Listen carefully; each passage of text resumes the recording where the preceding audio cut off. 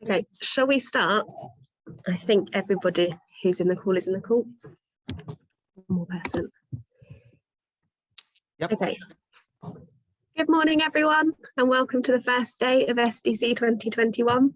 I'm going to introduce our keynote speaker, Jose de Munir Cruz. He's a very, very experienced teacher and public speaker here in Japan. He's been teaching fluency-based English classes for about 20 years, and he's presented at numerous conferences and events across this time too. We're incredibly lucky to have him at our conference this year, and he's going to give a really, really interesting and hopefully useful to everybody speech. In his presentation today, he's going to outline his methods and techniques to enable or develop speaking fluency in students. I'm sure this is something that everybody who's in attendance today is really keen for their students to be able to do and to be able to do a bit more naturally or with a bit more ease. He's going to give a presentation, and then there'll be various points in which you'll go into breakout rooms and you can practice some of the techniques that he's going to introduce. Jose is really experienced at using Zoom and giving conference presentations across Zoom, so he's going to explain how all of that's going to work to you as well. So without further ado, I'd like you all to join me in giving him a very, very warm welcome to SDC. Thank you very much. Over to you, Jose. Thank you, Elizabeth. Thank you, James. Thank you to everyone who was involved in putting together the 2021 Nagasaki SDC. I'm very honored to be here, and I hope we can make this a good, productive morning of information. The information that I do want to bring to you today, I think is relatively unique. I hear a lot of people talking about fluency, people like my friend Charlie Brown, Dr. Charles Brown, Paul Nation, who I've not yet had the pleasure to meet, but he's a very famous speaker in EFL too. And everyone does talk about the need for fluency. Everyone does talk about how this is something that we should address for our students, but very few will actually give you targets or even the mechanics of how to get your students to start doing it. And that's what I want to do today. Before we do that, though, I want to make sure that everyone can communicate with me to a certain degree. Number one, if you're not familiar with Zoom, down at the bottom of your Zoom window, even right now where you're looking at me sharing a screen, you'll find what's called the meeting toolbar. And down there, you'll see a green button that says share. Now I'm going to orient you from that green share button. Right next to the left of it, the first button to the left of it is the chat button. And if you want to send me a question, you want to type it out in chat, Elizabeth is going to pick them up. And if it's something that can be put off to the end of the presentation, she'll do that. If it's something that you really want to ask, she'll interrupt me in the middle of things and ask me the question there. Two, I will sometimes ask you, raise your hand, please. And because there are about 100 people here, and even on a good computer, you can only see about 40 people at a time. What I would like you to do, if you want to raise your hand and get our attention, is there's another button to the right of that green button that says reactions. If you're looking at it in English, if you're looking at it in Japanese, it says hanno. So if you click that reactions button, you'll get another set of buttons, and the button to the bottom of that is the one that says raise hand. So if you could just show me that you can find that raise hand button, or that I believe in Japanese it's kyoshu botan. Please go ahead and raise your hand right now. Good, everyone's doing that, and I just want to make sure that everyone's cool with that. And if you cannot find the raise hand button, please write something in chat, and maybe Elizabeth can maybe help you with that. Okay. 73 people raise their hands. Okay, so I'll say one more time. Look down at the bottom of your Zoom window, and to the right of it is a button that says hanno or reactions. Click that reactions button, and then there's a panel of more buttons, and down at the bottom of that panel will be the raise hand buttons or the kyoshu botan. You'll notice now that the raise hand button has turned into a lower hand button. So if your hand is raised, please go ahead and bring it down so that then we can clear the board. Thank you, everyone. Okay, so that's how you can communicate with me, either through the chat or through the raise hand button. Later on, when it's time to take questions, I'll mention that you can also open up your microphones, and that's how we'll be able to get ideas across each other. Okay, now a lot of people talk about fluency, but it turns out to me, at least, that not a lot of people actually know what to do to tell you that your classroom can be run in a fluency manner. So for the other people that are still not, I'm going to try to, hang on a second. There's still some people with their hands raised. So I'm going to bring those hands down, but I have to interrupt the share to do that. Excuse me, everyone. Just going to interrupt what I'm doing here so I can bring your hands down. Okay. Ooh, there you are. Lower all hands. Okay. Go back to the share. Righty. If you don't know, there is something called the Common European Framework Reference, or what's called the CEFR. And the CEFR, you can find out about it in the Wikipedia. There's a nice write-up about it there, but it's used by European or also in language experts in Asia to give you a ranking from A1 to C2 of where our students can be in terms of their abilities. So I'm only showing you the last three. A1 is the lowest level of student, and C2 is basically an expert user. Most of us here would be beyond C2 because we're what are called native speakers. And I'm not crazy about that idea, native speaker, but I'll talk about it later. Now, the only time in the CEFR that fluency is mentioned is when you're in the upper third, or sorry, the upper half. The last three levels. But most of the students that we deal with, especially if you're talking about junior high school or high school, are A1 or A2. They're not even B1 yet. But fluency is not actually mentioned until you get to B2. And even then, it's not specific. There's so much here that's specific about what they're supposed to be able to do. But their degree of fluency or expressing ideas fluently or very fluent is all that is mentioned about fluency. But in terms of speaking, that doesn't help our students in terms of understanding, I want to be more fluent, Mr. Cruz. What should I do?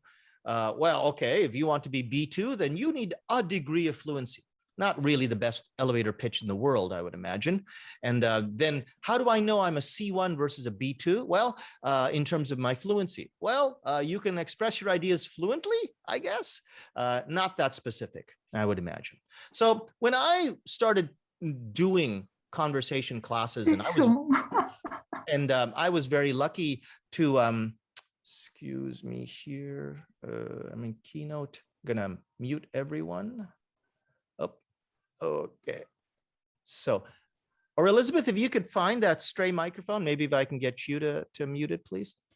Where was I? Oh yeah, so when I wanted to actually start talking about fluency, I asked myself, what is it that makes a person fluent? And I came upon this definition, okay? This definition here. And if you think about the idea of 110 to 120 words per minute, that basically means 2 words per second.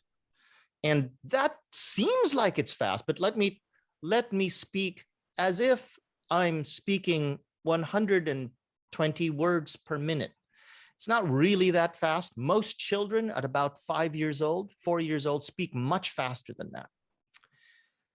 Now, A2 speakers, so us and better, are at 130, 180 words per minute in their normal speech. I've timed myself when I speak normally. Right now, I'm speaking at about 150, 160 words per minute because I'm actually doing a presentation. When I'm speaking to my friends, when I'm making jokes, when I'm watching a hockey game with people, I'm speaking at about 180, 190 words per minute. So that, once you start understanding that that's really the normal speech rate that we have, then you can start thinking, well, maybe 110, 120 words per minute is something that's achievable. More importantly, it's something you can tell them as a number, that they don't have to be next to you and you tell them, okay, you're fluent now, you're not fluent now, you're fluent now, and give them that kind of mysterious assessment. You tell them 120 words per minute. How do you measure that? Fairly simple.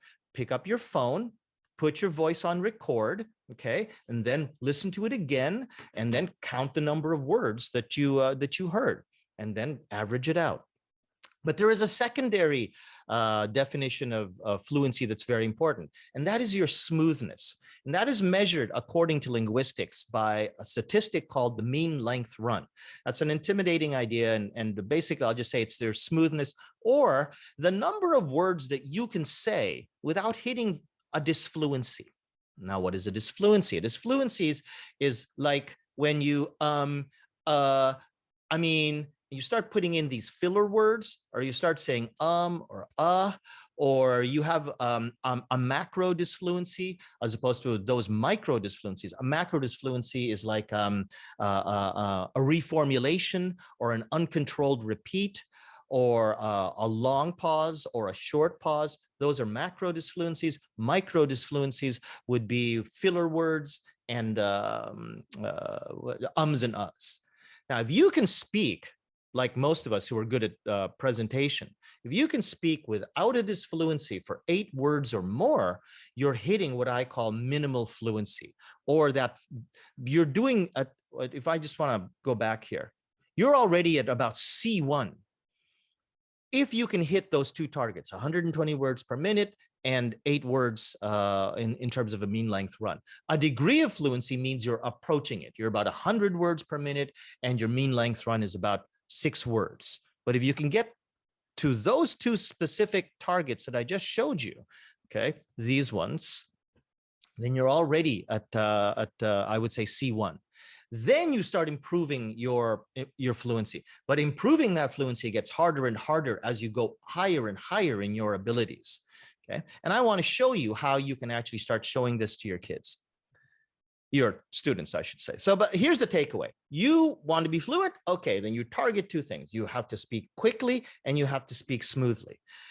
Speed, not just in your speaking, but in terms of your responses and your idea creation. So even if you can say one beautiful sentence all the way to the end of the period, that doesn't mean that you're actually fast in your idea creation. So there was a long, beautiful sentence. But if it takes you 2 minutes to answer the question, do you like ice cream? That's not really what I would call conversational fluency. So it's got to be in your response. It's got to be in your idea creation. Your smoothness should be a controlled pace. It shouldn't just be a one-off because that asks the question, did you memorize that sentence? Now, if you memorize that sentence, then that's not really fluency. That's powerful memorization skills. And we have seen kids who can memorize, but when it comes down to having a conversation with them, their speaking is still full of disfluencies. This assumes that we're talking about, whatchamacallit, a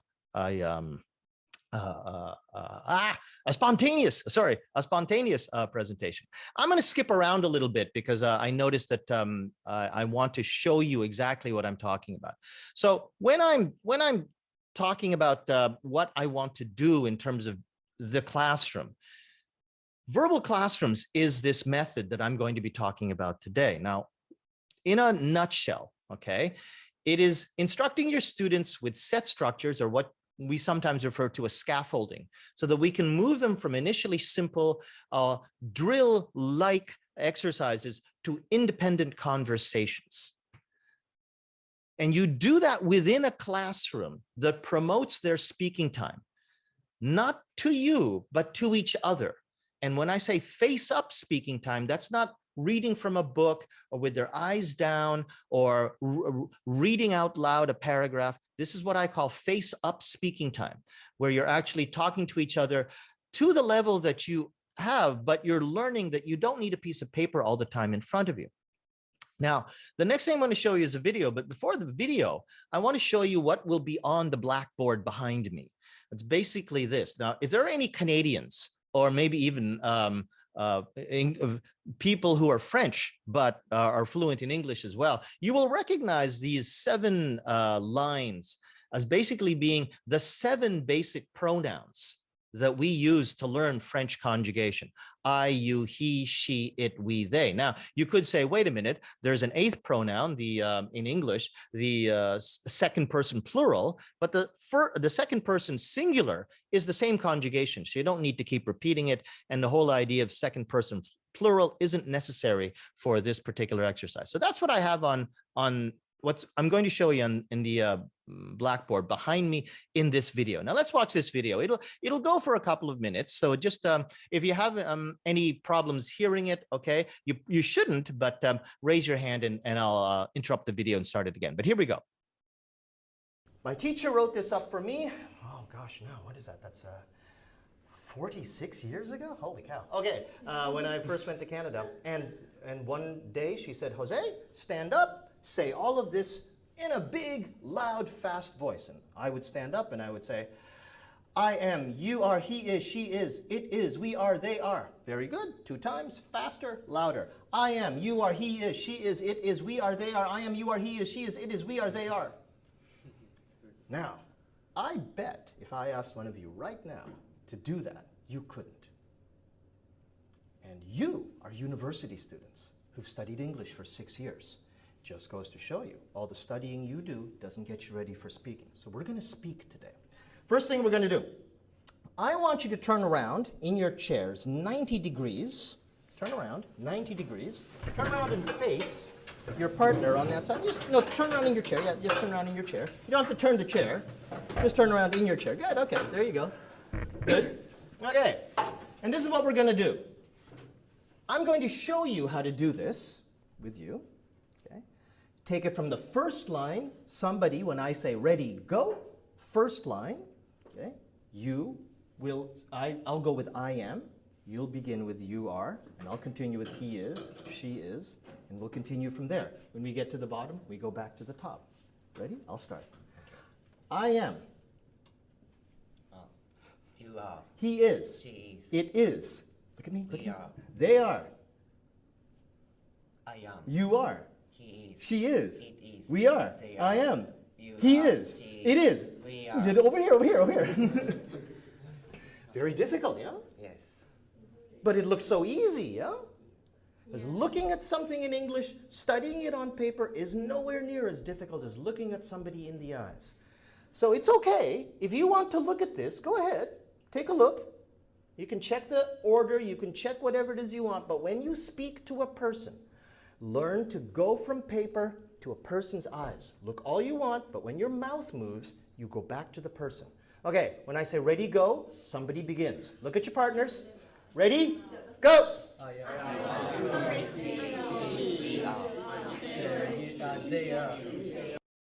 That is the core of verbal classrooms, getting them to sit across from each other down the rows so that they're actually immediately ready to be told, ready, go, and they go into pair work.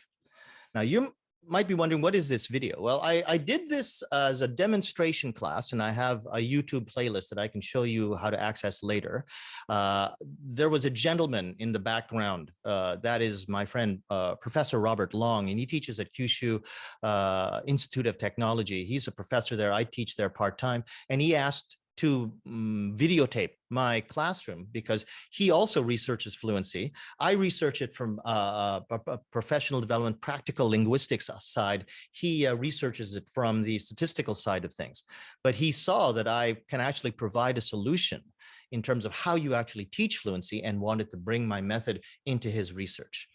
Now, you look at that and probably think, wait a minute, those are just drills. We're supposed to be doing communicative education. We're trying to get these kids to talk. My experience learning not just my native tongue of Tagalog, I was born in the Philippines, but I had to learn how to speak English. When we moved to Canada, I couldn't really speak English that well.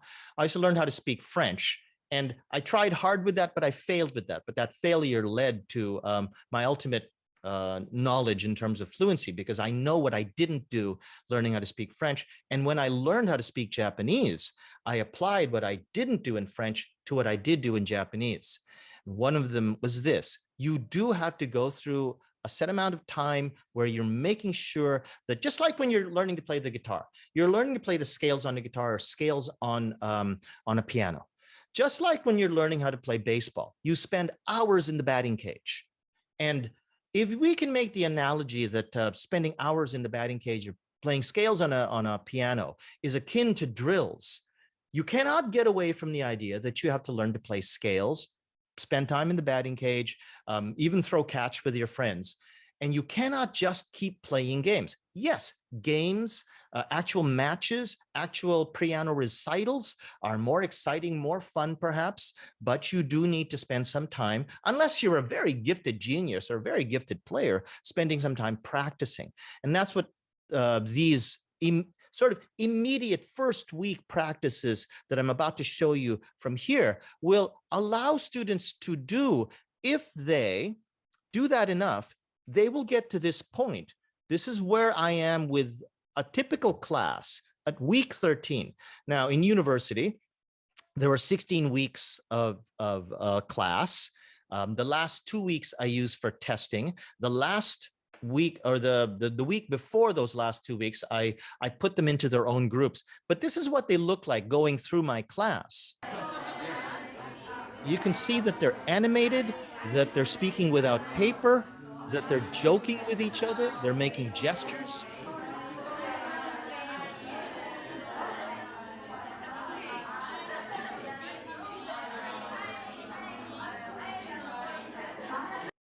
They're loud, they're not shy. Now, if you wanted to listen really closely to each and every one of those kids, yes, you will find accuracy problems. Yes, you will find low complexity conversations, but isn't that okay? I mean, if this was your classroom, wouldn't you go, wow? I mean, just plain wow. Because when it became my classroom, I thought, this is okay. I'm going to keep doing this. And if they can find, their own feet in terms of their confidence, saying that I've done this before, I know I can have a conversation, and I know my vocabulary is bad and I need to learn more grammar, but I know that I can understand the other person speaking at me without a piece of paper, without a dictionary by my hand. That's really the beginning of things.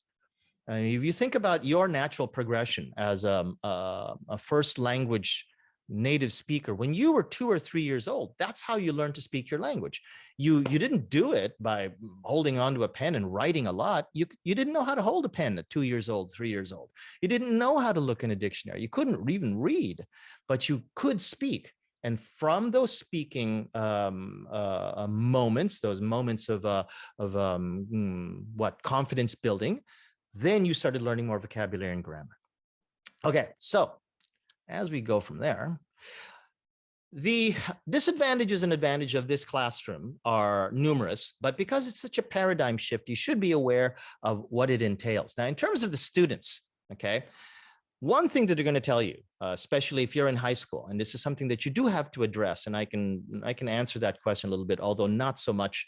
That's not so much the target of this presentation, is that this will not necessarily help them immediately in terms of what they need to know to pass, let's say, an IELTS test, or immediately to say, especially the TOEIC test, that does not yet really focus on their speaking. And it is very focused on their vocabulary and their grammar. And if you spend to them what seems to be an inordinate amount of time letting them be decomplex and inaccurate in their speaking, there might raise a question. You have to be ready to answer that question. But there are answers to that question. But there are so many numerous advantages of this. If your students themselves, probably at high school, are starting to get demotivated with their English because they go, well, yeah, I know I have to get into that good university, but I'm never going to learn to speak English because the education system in Japan won't let me. Those students will go, wow, this is a breath of fresh air. We're actually speaking, and we're speaking a lot. There's also the idea that being able to get up from your chair, and you're going to see this when we switch the students in the next couple of videos, you move around the room a lot in my method, and that to them actually helps them. It helps your brain, neurologically speaking. Getting up off your seat gives your brain a blood rush. And you're talking to all kinds of people in the room. There are also too advantages and disadvantages for the teachers. So for yourself, be careful. This will require a lot of energy. If you're more of the sort of laid back teacher, you're going to be required to do a lot more stuff, but it'll come back in spades because it's more gratifying. I find I'm happier in the classroom because I'm giving these kids what I think they need. But you do need some training. You do need to switch your mind and how you're doing it. But there is so much less marking. And I will say this very specifically to the Japanese teachers. 今までね、自分の、英語の喋り方もちょっと自信がなかったら、やっぱりね、こうやって、自分の英語の発音、自分の英語のその流暢的の、なさとか、それはね、関係ない。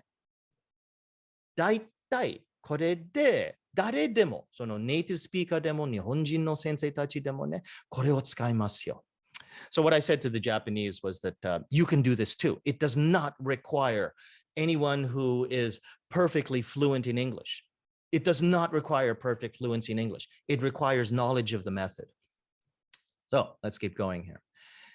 As long as you can keep your eye on the prize, which is that you're there to get these students to speak, not to get them to listen to you speak. Nobody needs that. If you want to get the students to listen to somebody speak, send them home, let them do their listening on the CD to the textbook. That is a more useful way. What you want to do is get them to actually speak to each other, which they can't do in any other situation except in the classroom.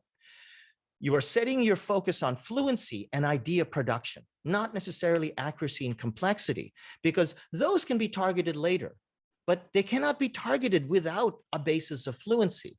If you start targeting complexity and accuracy too much, making them do lexical sets of vocabulary, making them do grammar point after grammar point, without any kind of an established speaking skill, that'll literally go one ear and out the other as soon as the test is over. You've all seen it if you spent enough time in Japan.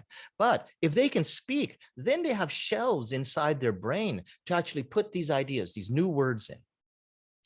Okay, well, time for us to give this a try. You won't know what this is really like unless you've done it. Okay, so I'm going to just demonstrate this one more time. Elizabeth, are you there? I'm here. Okay, so I'm going to demonstrate this with you just a little bit, okay? Just like I did with that kid. I'm going to start with the first line. You're going to go with the second line. We're going to hit these as quickly as we can. Once we get down to they are, we repeat at the top until I tell you to stop. You ready? I'm going to start. Okay, I am. You are. He is. She is. It is. We are. They are. I am. Good. Okay, good. But basically like that. That's what I want you all to try. Pardon me. By the way, I'm going to start coughing a lot more now. I have a bit of bronchitis. It's an issue that I can discuss maybe later. It's not important now, but I will be coughing a lot more from here. Hopefully not too badly, but I'm going to put you in breakout rooms. Now, I'm assuming, I was told by Elizabeth that most of you are one-to-one with your computer, that you're not sitting next to somebody watching this on the computer. If you are sitting next to someone and they are together with you watching this presentation, could you please raise your hand so that I know that person is there? And there are 3, 4, 5. Okay, so for those people, there are 12 participants. Still the great majority, 85% of people are one-to-one with their computer. I'm going to try to put you, okay, in a breakout room as a pair with one more person. If there are 2 of you, try to do it as 1, 2, 3, 1, 2, 3 with the other person in the room with you. Basically, you're going to go in a circle. So one person will say, I am, and then you decide that. Now, the breakout rooms will be 2 minutes. So that'll make sure that people with slower connections will be able to get into the breakout rooms, even if it takes a little bit of time and still have time to actually do this. Okay, for those of you who raised their hands, you can drop them now. And does anyone have any questions about the breakout rooms before we go into them? Just quickly, I shared a document in the chat, which is the copy of the slides in this presentation. You can find this slide that Jose is currently showing in the document in the chat, and you can use that during your breakout room. Okay, so it's you. Now, as English teachers, you should have a little pride and remember that I goes with am and you goes with are and he, she, it goes with the third person singular is. But if you do need to look, please go ahead and look. Okay, if there were no other questions, okay, go in there for 2 minutes and then you'll zip right back out and we'll continue from there. Good luck. You 3 did not go into, or did you came in a little bit late before I made the breakout rooms? No. Zach, you came in a little bit late, so we're going to do this together. Open up your mic. Okay. Okay, ready? Yep. I am. You are. He is. She is. It is. We are. They are. I am. You are. Oh, thing just oh, closed. oh no. Oh yeah, it did, didn't it? Yeah, it did, didn't it? Oh, okay. Okay. Here we go. Let's start He again. is. Okay. I am. You are. He is. She is. It is. We are. They are. I am. Good. Good. In online teaching, I actually do turn off the share to see if the kid is just basically reading off. And it's quite natural that they do read off the share screen, but I remind them, you're gonna have to remember what that is and challenge yourself. There are really only 14 words up there, and in total there are only 10 unique words. There are 11 numbers in your cell phone number, so you should be able to remember all of those numbers. But the problem is being able to look at somebody, being able to do it with a strong voice, and this is the very first step to take it up there. You have any questions before everybody comes back in 30 seconds? No, I think it's pretty neat. I like it. Yeah. I think you can imagine that I do. Okay, I'm going to bring the screen back up. Oh, good.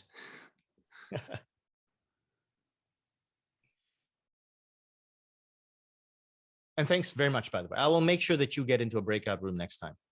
Okay. Okay. What? So why was it that you came a little bit late? Oh. Okay. And I already pre-made the rooms. Right. And, if I don't recreate the rooms, okay, it can't recalculate with you. And I thought I had gotten everybody, but you came in maybe just a hair inside. Not soon enough. I'm not going to say anything. So Zach, if I can just get you to mute your microphone. Yeah. Thank you. Okay, I don't know if you guys have any good or bad impressions. I would actually like to see your good or bad impressions. If you can just write them up in the chat.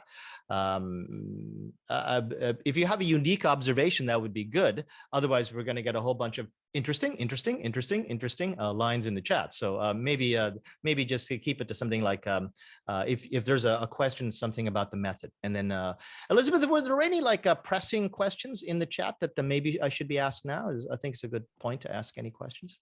I've just seen someone ask about the order. So they just wanted to clarify that this is done in the order it appears on the screen. Yep. Yeah. I've had that question before. Some teachers will ask, hey, wouldn't it be more interesting if you make it random? Yeah, you could. I don't. And part of the whole idea of scaffolding is that you give them something within what I call the no-fail scenario. They should start feeling psychologically safe within any of the exercises that you give them and look at that and go, okay, I can do that. And everybody should be able to say, okay, I can do that. Because sometimes, or very often in university, you get some very mixed level classes in terms of speaking ability. Because some kids can speak very well, but their TOEIC score is lower. Some kids will have higher TOEIC scores, but can't speak very well. And this is a real challenge for them. So you don't want to throw in things like randomization too much. Also, I've tried to plan out in my mind how I would teach randomization. And that's something that actually comes a little bit later, but this order pretty much stays the same all through the 15 or 14 weeks that I teach. What else do I teach? Well, now that you've gotten that, how about some adjectives? You know, I'm sleepy, you are sleepy, he is sleepy, she is sleepy, it is sleepy. How about some negative adjectives? I'm not hungry, you are not hungry. I'm not hungry, you're not hungry, he's not hungry. All of those things, I think, will start to get them into that rhythm. Now, being able to say that, maybe sometimes you can even consider the calculation of one person actually doing this from I all the way to they. That is 4 words per line. Okay, and that is 7 lines. This is 28 words banging off. I am not hungry. You are not hungry. He is not hungry. And if they can do that at high speed, being able to throw out 28 words in that high speed scenario is something probably they've never done. They've never experienced saying 28 English words. Now, they're not unique. You know, you're repeating R's and is's, and you're repeating certainly not hungry, but they've never had that experience. And psychologically, that's a brain tickle. And that's something that they should experience too. You can start switching to different verbs. You can start switching to different tenses. You can start looking through your textbook and start looking in there and say, well, what are our model sentences today? Oh, here's a model sentence. It says something like, Osaka is beautiful in the spring. Okay, then slap an I think in front of that and go, I think Osaka is beautiful. You think Osaka is beautiful. He thinks Osaka is beautiful. You can put pretty much anything after I think and still make it as part of this conjugation practice. And then they're actually taking sentence fragments that they're going to have to do later on, and they're using it at least at a minimum as a warm-up. Yeah, this one. Let's do this one. Everybody want to try this one? I was in Osaka. You were in Osaka. He was in Osaka. Now I'm going to mix up the breakout rooms. Sorry. And let's see, put that there. I'm going to try to give you some new partners. And there. Actually, yeah, let's do there. And try to make sure, yeah, still a lot of 3-person rooms here. I'm going to recreate this to the maximum 50. There were a lot of 2-person rooms, but still a lot of 3-person rooms. So I'm going to try to make this so there are more 2-person rooms. But there are still a lot of 3-person rooms here. I'm sorry about that. Okay, everybody okay with this? And I will actually redo this share so you can see it in the breakout rooms. Okay, here we go. Oh, anybody have any questions? Any problems? Ready to go? You're going to do this in the breakout rooms. Okay, here we go.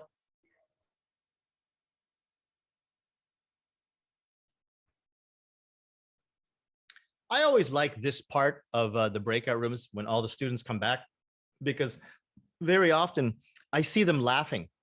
They come back on camera and they're laughing, they're giggling, and it's really gratifying to see that they're actually enjoying themselves in those rooms. In Osaka, what were you doing in Osaka? Oh, I'm sorry. When were you in Osaka? Sorry. That was the next question. When were you in Osaka? You were there last week? Okay, let's tag that on. 2 more words. Now you think 2 more words, that's nothing? No, it's not nothing. That is a 60% increase in the length of each statement. You go from 4 words to 6 words. That is, no, I'm sorry, not 50%. Well, yeah, I guess it's 50% from the viewpoint of 4, but 30% from the viewpoint of the final number. What were you doing in Osaka? You were in Osaka last week for job hunting. Now, this is a sentence that I would use with my university students, but you could say, I was in Osaka last week for a kendo tournament.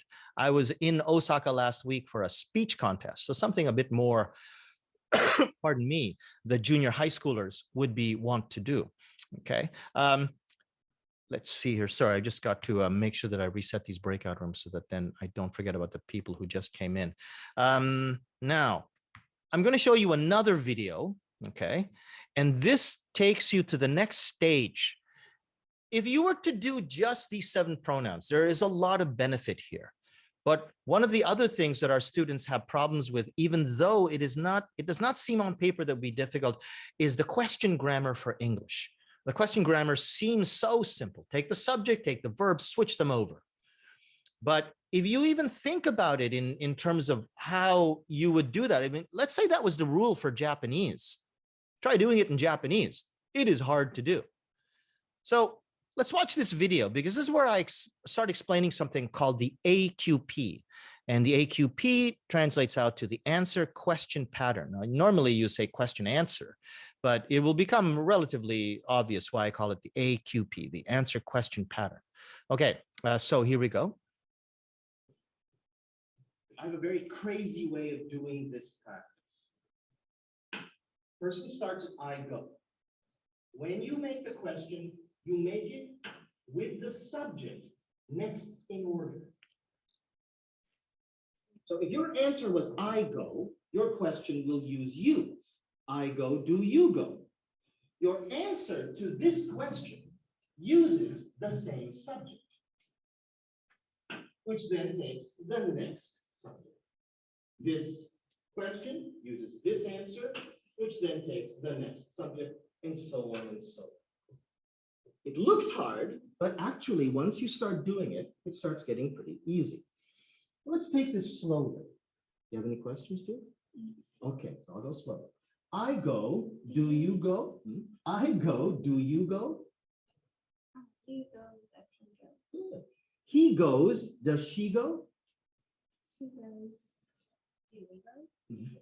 Next one after she. Does it go? It goes, do we go? We go. Do they go? They go, do I go?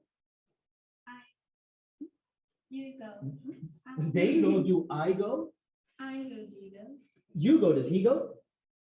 He goes. Does she go? Very good. Do your best. Ready?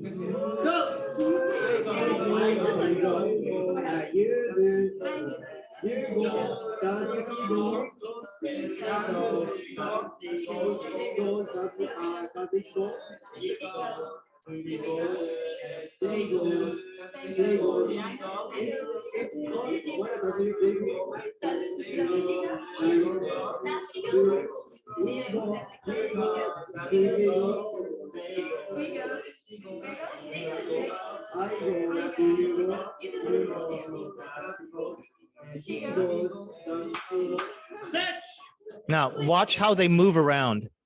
They're going to move around from one seat to the next, and this is a pattern I already introduced. They're basically moving down to the left, to the next seat on their left. But when you speak to my eyes. Ready? I go, do you go?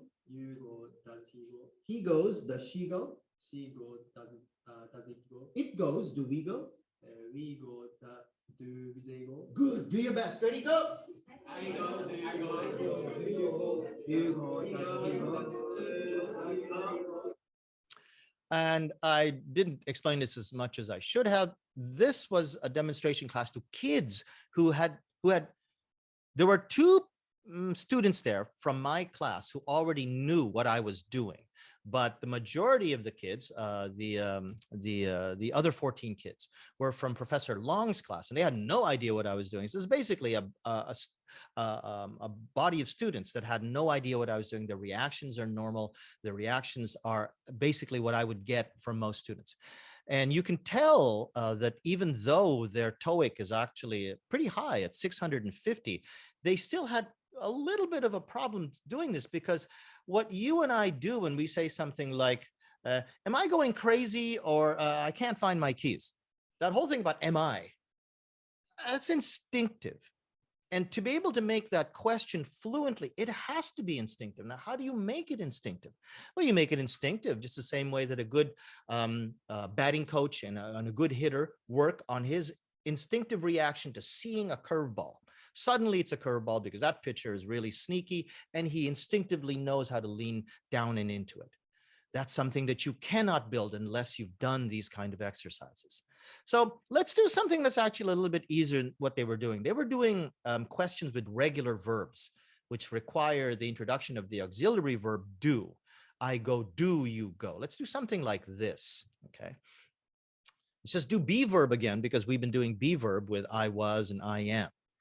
And Elizabeth, if you can demonstrate this with me too. Of course. All right, now I'll just explain it again. You will follow that yellow line. That'll be what I say.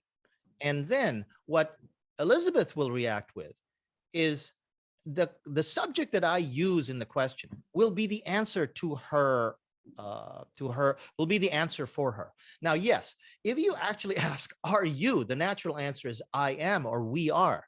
I know, but this is just a drill. You're getting them to actually know how to create this pattern. Okay, here we go, Elizabeth.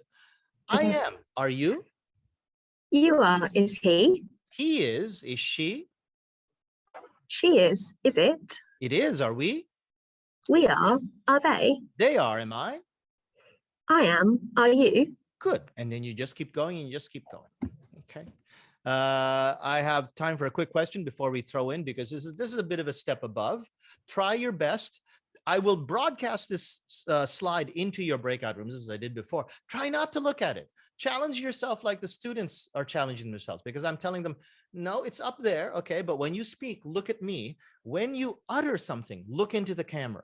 You can look at it all you want to check, but then look back at the camera when you utter. Okay.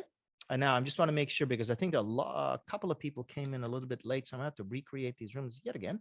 Give me just a couple more seconds. Okay, 2 minutes. Good luck, everyone. I would like to see your reactions to the more complex AQP at the bottom. If you felt it was basically the same kind of brain tickle that you experienced when we first did I am, are you, sorry, I am, you are, he is, she is, then that's fine too. You don't have to put anything in there, but reactions are always interesting. While you guys were in the breakout rooms, I was reading them and they were making me smile. I would go from here. And the next one that I would do, quite typically, is probably the second most important verb in terms of communication in English, and that is the verb do, because without do, you cannot do, see what I did there? You cannot do the more complex questions in regular verbs. I have, do you have, you have, does he have? And this is something that if you were to try it, you would probably find that it is not as easy as it looks, because what we do instinctively that we don't think about, when it's put into a different paradigm, a different frame, we're having to learn, just like our students, this whole new pattern. And the nice thing about this is that now you know what your students are feeling. And you're getting a little bit closer to what they're feeling, but not completely, because remember, for them, this is a second language. You're reframing your first language knowledge, your first language speaking patterns according to the scaffolding, but that's nowhere near what they're doing. It is an opportunity for you to re-energize your empathy and your compassion for these kids and reconsider that maybe it isn't laziness. Maybe it isn't, sometimes, you know, I do hear some teachers saying, wow, that kid is a dope. And maybe it isn't that. Maybe it's because your exercises that you've done before, where you're throwing entire long questions at them, they're still trying to get past the do you have, and they can't get to the rest of the information in the first, secondary, and tertiary object strings. This can go further, okay? And I'm trying to think if I want to give you guys this as a demonstration, because I still have a good half of my slides. No, I'm not going to give you this as a demonstration, because that demonstration will just chew up too much more time. But can you imagine this now? Okay. I have Netflix on my phone. Do you have Netflix on your phone? What I call the double variable conjugation, because then they have to know all of the possessive pronouns too. My, your, his, her, its. Make sure that you stress to them that if you do not put that S on it, because the Japanese tongue has trouble giving a good S sound, that you might be mistaken for someone who does not know their grammar, because everything is dependent on that its. They sometimes forget the our and the their. They, into their ears, they and their sounds very similar, and they pronounce it very similarly. Elizabeth, you want to challenge this one? Or does anyone want to raise their hand and challenge this one with me? Otherwise, it's poor Elizabeth keeps on having you do this in front of everybody. Oh, okay. I don't mind, but I will let someone volunteer as tribute. I will ask John Tran. Unmute yourself, sir. Oh, hello. Hello there. You ready for this? I will try. Okay, here we go. I have Netflix on my phone. Do you have Netflix on your phone? Do I respond with you have? Yes. Okay. You have Netflix on your phone. Does he have Netflix on his phone? He has Netflix on his phone. Does she have Netflix on her phone? She has Netflix on her phone. Does it have Netflix on its phone? It has Netflix on its phone. Do we have Netflix on our phone? We have Netflix on our phone. We have Netflix on our phone. Do they have Netflix on their phone?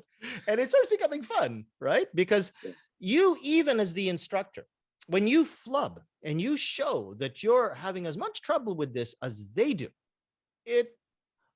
I don't even know how to frame it, because there are still so many things that I have to write up about this method, but it creates a psychological camaraderie. That the problem is not the instructor anymore. The problem is the method. The instructor is actually helping you, coaching you with things like, for example, John there, with the problem that he was having, ended up saying before one of his questions, he said, does he have? And you can urge them to know the difference between saying and in communicative conversations, which I actually encourage, because that's a different level of approaching fluency. The whole idea that the definition of smoothness means that you speak without the micro disfluencies of and Imagine somebody in a normal conversation with you who never says and I mean, like so. Imagine that person's conversation style. It would almost be creepy, and it is unachievable. It is absolutely unachievable to have a normal, unrehearsed conversation without saying or once. However, in these drills, because they're drills, I tell them, get control of what you want to utter. And you don't have to say that, it is not written on the slide. It's not written on the board. So don't say it. Get control of what you want to say within this 1, 2, 3, 4, 5, 6, 7, this 7-word sentence. There's a variation on that. Okay. My grandfather plays tennis with me. Does your grandfather play tennis with you? These sentences are approaching not just the basic high-speed patter that you need to get your speaking speed up. It does that, but it also, remember what I was talking about in terms of smoothness. Now, when I explained this to my students, I explained it to them, as you can see in the bottom there, that what you want to do with these longer 7-word, 8-word sentences is learn to focus on your breathing so that your breathing is actually a target. You want to say every sentence from the beginning capital letter to the final period as one breath.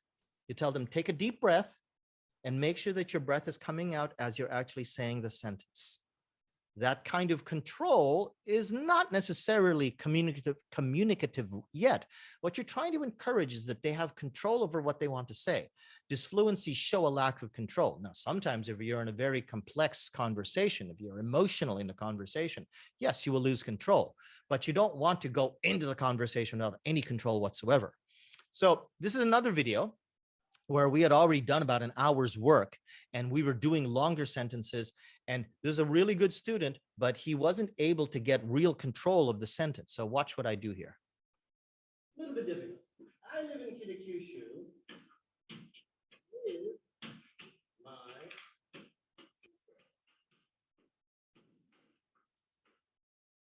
do you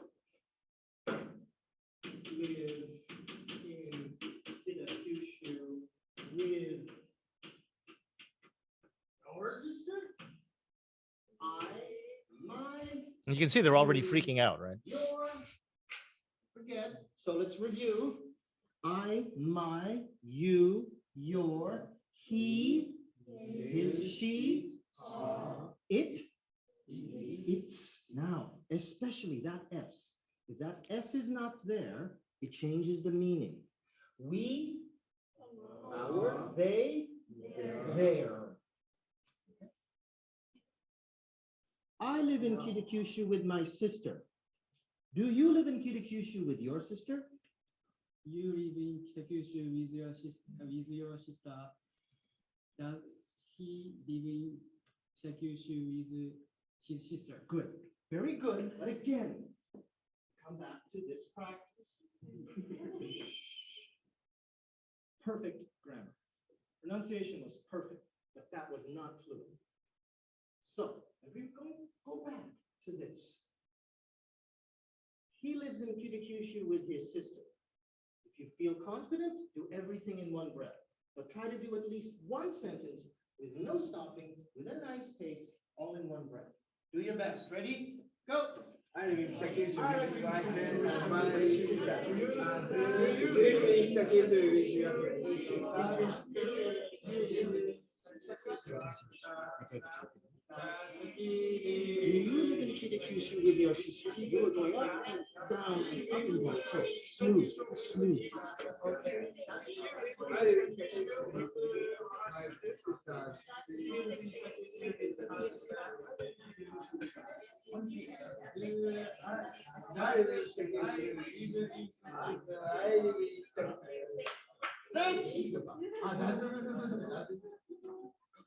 Go, go, go, go.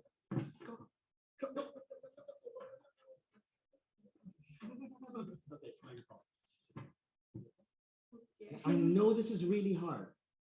And a lot of you are going to want to stop to think about your English because that's the way you've always spoken English.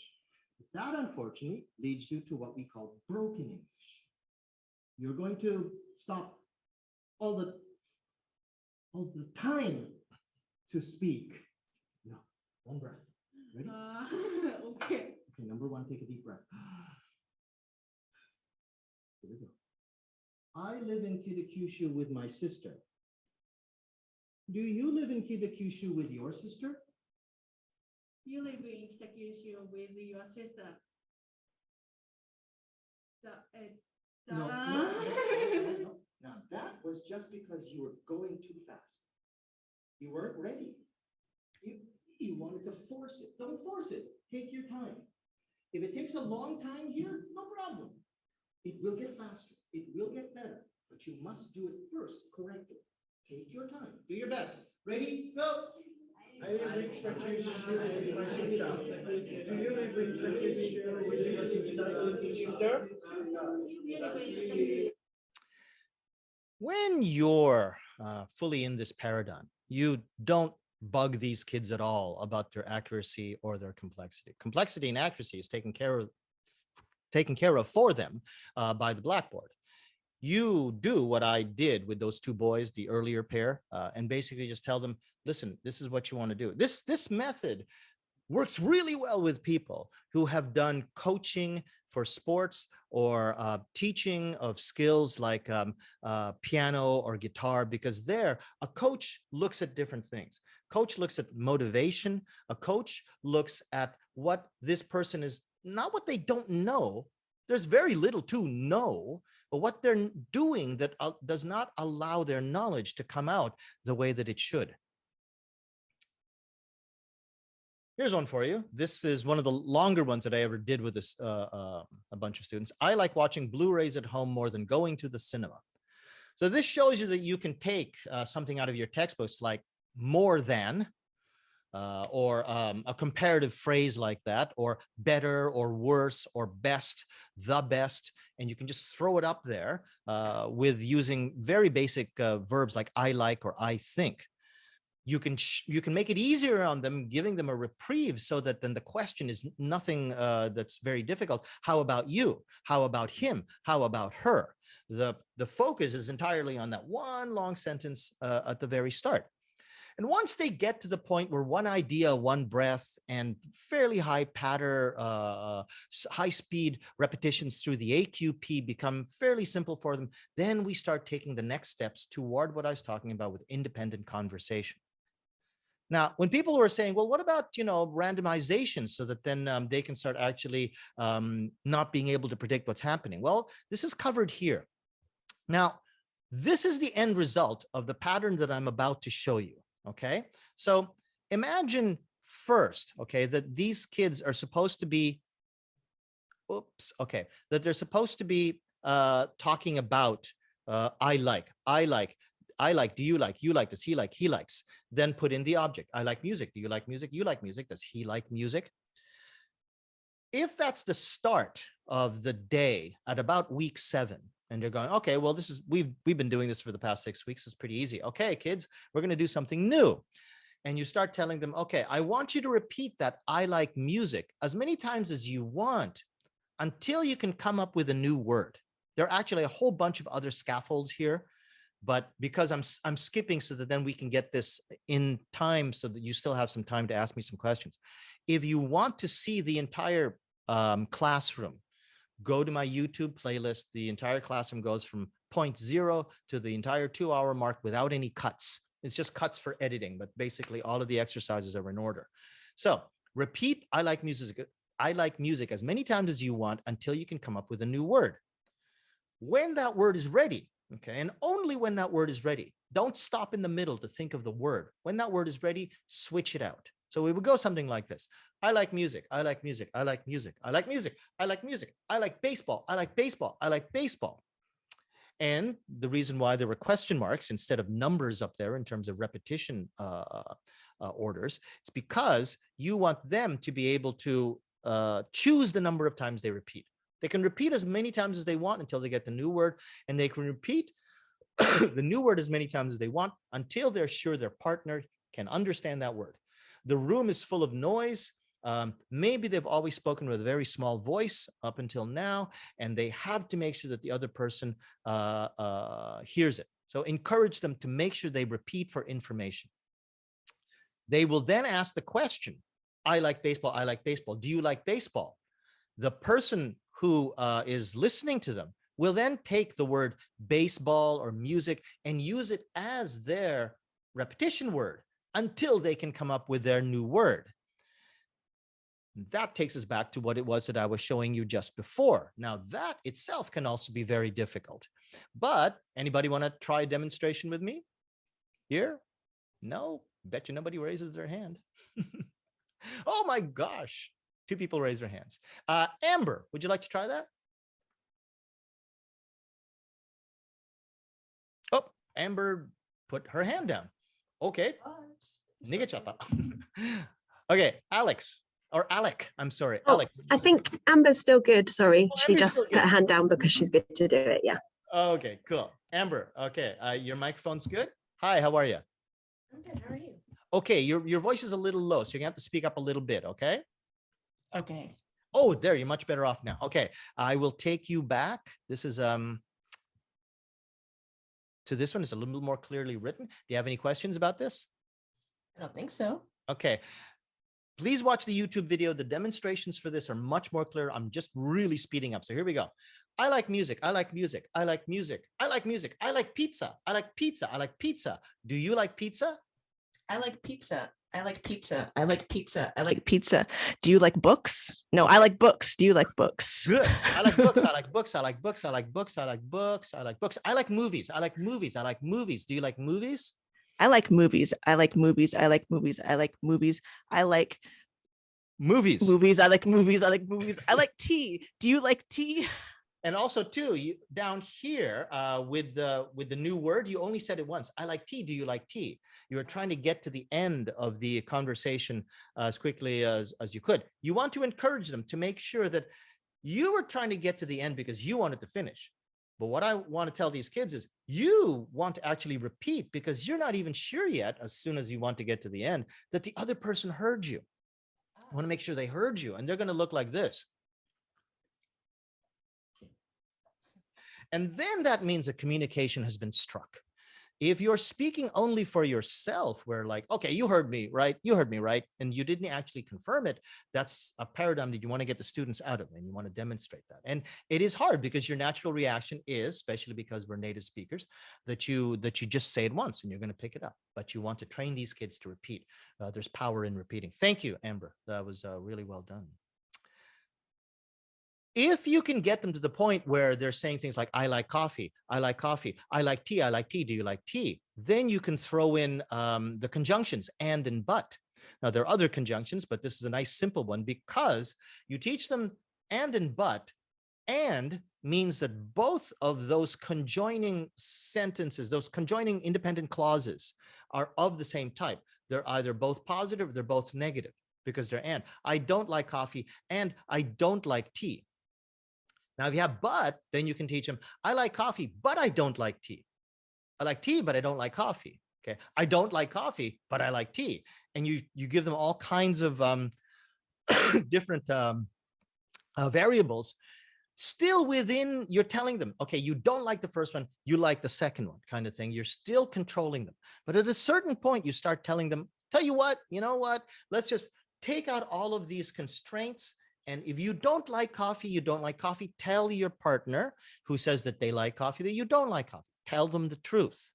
And if the next thing that you think of is also something you don't like, that's fine too. But remember, you have to make the choice of and but correctly.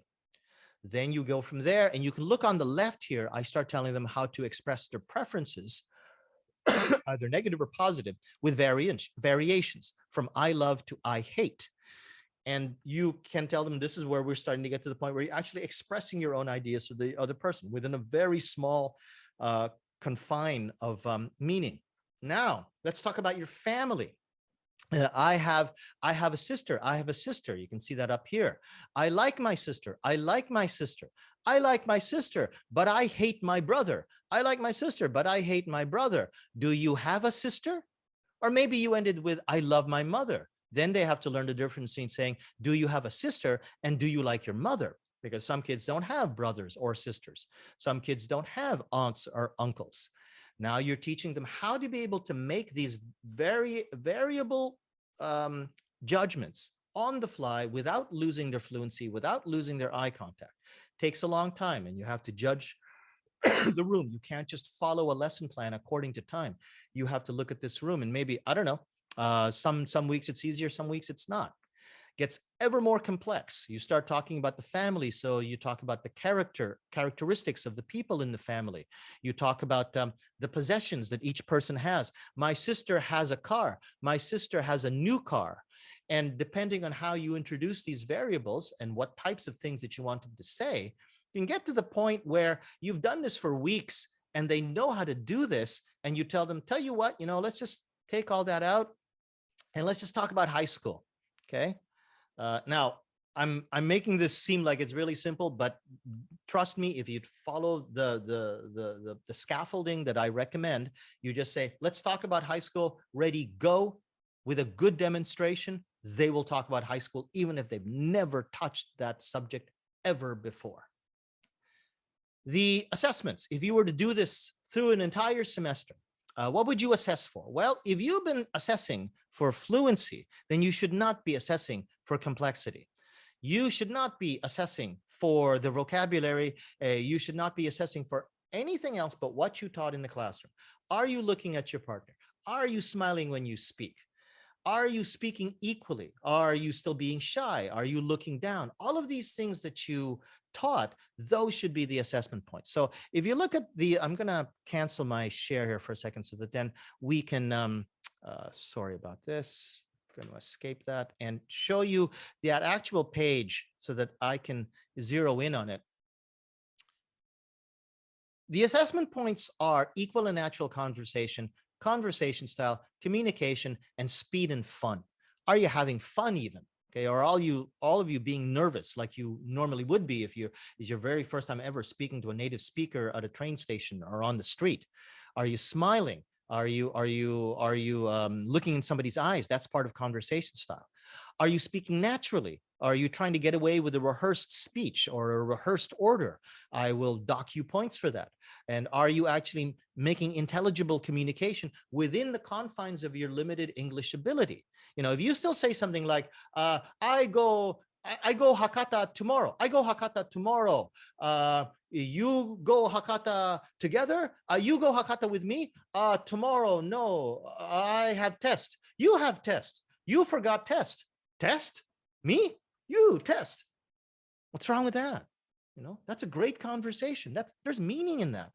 Now, what I will dock them in is Japanese. If they utter one single word of Japanese, they're doing this as a group, a 3 or 4 person group. Okay, so here's the group where they sign to show their presence.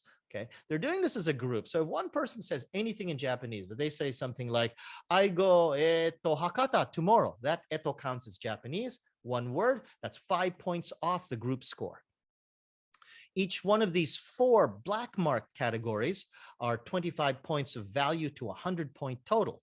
But if one person says one word of Japanese, it's 5 points off for everybody. So during their practices, you're encouraging them, listen, you have to help each other. You have to work as a team. If someone is speaking Japanese, that counts against you. And no team can work towards a championship if you do not actually work together as a team. So I'm going to go back to the original share that I have. Oh, sorry about this. Okay, let's play this in the window. Okay, I'm going to stop that share. I'm going to reset the share. Whoops. Jose, what point did you want to take questions? Because we're coming up for about 15 minutes left. I just wondered if now would be a good time to break. Yep. If you can give me just 2 minutes. Yep. Okay. I'm just going to go through these slides really quickly. The semester assessments are here. And for you as a teacher, let's take home marking because you're going to give them the grade right there. And there's a whole bunch of other advantages to this that to me, just make it so obvious. This is something that I want to do if I have the choice. Now, I know that as ALTs, you don't have the choice, but if you do, think about it. And I will give you my email. I don't want to make this sound like as if I'm just doing this as a commercial plug, but I will be writing a book about this methodology. And if you pick that up, I'll be talking about things like how to administer assessment and things like that. But when you do your semester assessments, this is the schedule that I have for it. It's done in 2 conversations. Okay. And you're trying to make it as spontaneous as you can. And as I said before, you want to make the assessment based on what you're actually doing in a class. You have to switch the way you're thinking about what you're teaching. okay, that fluency is more important than accuracy, and that fluency is not something that you teach as a knowledge set. It is a skill. Okay, there are pitfalls to this. Okay, as I said before, when students are concerned about getting into the right university or getting into that high school that helps them get into that university, you have to show them, yes, but eventually, you know, TOEIC will have speaking tests. A lot of universities are moving to speaking tests. The center test is going to have its speaking component someday, and that's not something that you can bet on, that there will never be a speaking test for you. So you, as a demonstrator, also have to make sure that there aren't a lot of failures in the classroom. You have enough failures, these kids are not going to follow you anymore because they don't want to be embarrassed in front of their friends. Okay, so make sure that you elucidate well. You are a lecturer. I'm sorry, you are a coach. You are not a lecturer. So stop lecturing, stop telling them things, show them things, okay? You target your quantity over the quality. You stop. The textbook can do that. The JTE can help you explain the more difficult parts. You're there to demonstrate and to help them with their fluency. Atomize these steps properly.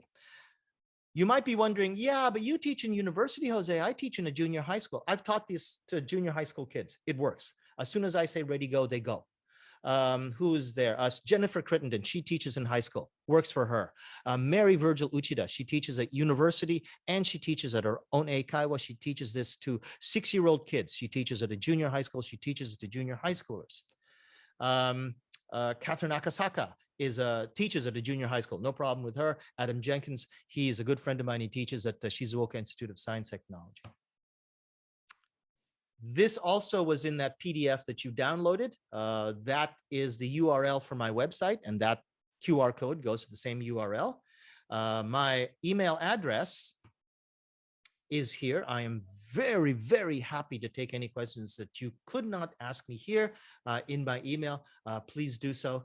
Otherwise, I'm sorry I had to rush through the last few slides. I thought I could get through them a little bit more easily, but thank you very much. You've been a great audience.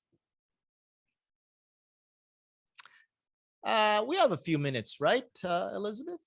Yeah, we have just over 10 minutes. If anyone has any questions, they can either post in the chat or raise their hand. I just want to read through some of the comments that have been posted throughout the session. So before the first few breakout rooms, people were saying that it looked a bit difficult or a bit more tricky than they thought it was going to be, but once they practiced, it got easier. Somebody liked the principle of starting with what you know and then encouraging repetition. We did have one question earlier in the presentation, which was just clarifying. You mentioned that you need knowledge of the method. They just wanted to clarify what you mean by the method. So I wonder if you could...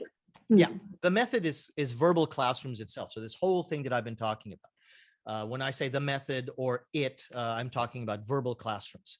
And this is what you saw here. Thank you. A few other people were talking about using this in junior high school and saying they think it would be a good warm-up game. Yep. A couple of people said they thought it might be difficult to implement in either elementary school or junior high school. I think you've kind of touched on that at the end of your presentation by saying about you've used it in junior high school and also other people you know who use it with different level students. I've seen it done. Now be careful, depending on the grade that you're teaching. Make sure that you clear your lesson plan with the JTE, because believe it or not, or maybe you don't have to believe it or not, if you're teaching in an elementary school, there are certain pronouns that you're not allowed to teach. You're not allowed to teach it to students who are younger, I think, than grade 5. So what is that? 12 years old, 11 years old. It apparently is something that is taught in grade 6 and in junior high school. So make sure that you take that out of there. Although I don't know how you're supposed to actually teach English without teaching the pronoun it, but you apparently are not allowed to do that. But make sure that you do show this to your JTE, consult with them. I think it's a really good thing if you can show that they do the demonstrations as well, then do the demonstrations with the student in the first seat in the row. Thank you. Was there anything else in the chat there, Elizabeth? We've just had a couple of questions come through. One is a specific question. What does AQP stand for? Answer question pattern. So the let me show you here. Oh, excuse me, that's still on the wrong. Okay, so I'll send it to you from here. Okay, let's try that again. Okay, the answer question pattern was basically this. Okay, it starts with an answer, then moves to the question. So just to differentiate it from the idea of question answer, like we're doing right now, I purposely called it answer question because that is the order in which it's uttered, and to differentiate from the idea from a question answer period in the presentation. This is the AQP. Okay. Thank you so much for clarifying that. There's another question just come through about disfluency. So this question is around how fillers or filler words can be used differently in different cultures or different languages. This person says they think the Japanese language is one that makes use of filler words a lot, but even most fluent and seasoned speakers make use of them in public speaking. And their students have a decent level of fluency internally or in the language centers of their brain, but they never verbalize it. And how do you mitigate this? How do we mitigate this problem? First, we have to understand the role of filler words and what unfortunately are called disfluencies in the lexicography of fluency research. I don't like the idea of calling them disfluencies all the time. They are disfluencies when you are trying to teach control. When you're trying to teach mean length run control, where you're always in control of what you're trying to say. And a lot of the time, these kids are not in control of what they're trying to say. There are filler words every second or third word. You want to mitigate that. You want to ameliorate that. Get it to the point where the filler words are there when they want to use filler words. You know that when you're speaking in a natural conversation and you give yourself an in a conscious manner to allow you time to think, that is a conscious use of the word but that would still be called a disfluency. But that is still very much communicating. You're communicating the other person. Give me a second. I'm just thinking of the next word. When you use those disfluencies, you use them as a native speaker, but these kids are using them as second language disfluency. They are true disfluencies. They are uncontrolled utterances. So when you're talking about learning one idea, one breath, you kind of clamp down on it. But then when you move to independent conversation, you're demonstrating that whole thing about let's talk about high school, let's talk about family. You actually try to make sure that you demonstrate when you're speaking in the class and you're talking about this as a teacher, try to be as fluent as you can. When you're demonstrating, you want to demonstrate, pardon me, how you think they will sound. So if they're going to be disfluent, my mother is a good cook. My mother is a good cook. So you show the disfluency at first, you throw the in there, and then you show the repair mode. You repeat the question, this time fluently, and you explain that's the repair sentence. That's not a reformulation, that's a repair sentence. If you reformulate in the middle of a sentence, you go, my mother is a good cook. My mother is a good cook. The first one was a reformulation because you realize you used the wrong noun. Then you repair that by actually saying it all fluently in the repair sentence. So there's the reformulation, then there's the repair. You show all of that to the students. But when it comes to the actual test and that semester assessment, if they use a lot of ums and us, I'm going, great. That's fluency. You use a lot of etos and anos in what is supposed to be an English conversation, and you're going to get docked. Thank you so much for that. Lots of comments from people saying they just think this has been amazing, really excellent, useful. People saying thank you, that you've given them some really useful teaching methods and that they're excited to try this with their classes. A couple of people saying that they didn't realize they were kind of already doing a bit of this themselves. So maybe there's an intuitive element to some of this that people have started doing it. We have about 5 minutes left. I wonder if anybody wanted to put a question directly to Jose, if you raise your hand, if anyone would like to ask anything. While you're thinking about that, I want to show you, this is the page that you would go to if you went to that QR code or you went to that URL. And this is the YouTube playlist that I'm encouraging you to watch. It's 2 hours of video, but you can watch it 20 minutes at a time. This is where is it here? There's the Fukuoka SDC keynote that I did last year, but I'm pretty sure I did a better job here. That was a bit of a warm up, that one. And I think I did a better job here. So you got a better version of this. But if you want to watch it again, this will be recorded and it'll be put up onto this page, plus the Nagasaki SDC page itself. Wasn't there a hand raised? I don't see Two it. people have their hand raised. Also, this afternoon, we'll email this link to everyone just so that they've got it if they can't access it through the QR code.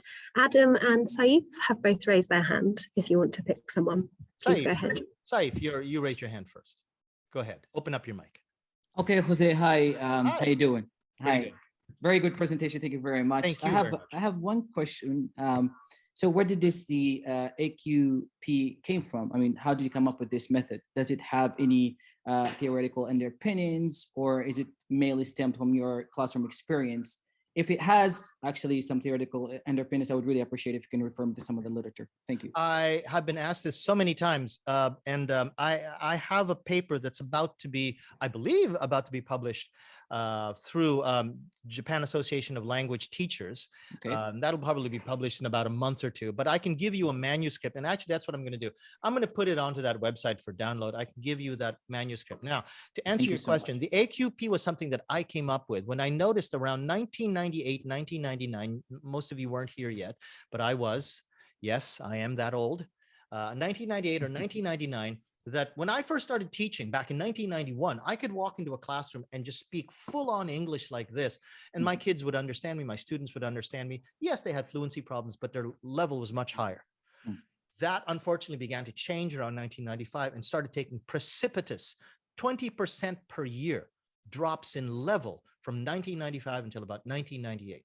And I realized by about 1998, my students were having problems formulating questions. And I thought to myself, at that point, I started giving up teaching in English and I started teaching in Japanese. And I do have to make a confession. At university, I teach primarily speaking in Japanese.